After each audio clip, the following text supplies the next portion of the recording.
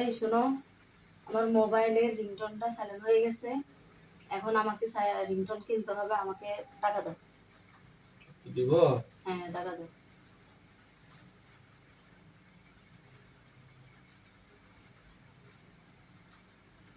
তো 100 টাকা। তুমি আমার সাথে ঝগড়া করো না, ওকে?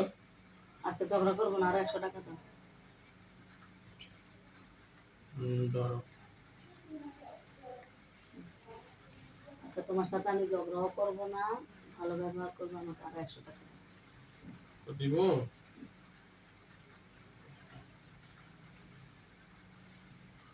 আচ্ছা শোনো, আমি তোমার সাথে অনেক সুন্দরভাবে কথা বলবো, আর কোনোদিনও ঝগড়া করবো না, ঠিক আছে?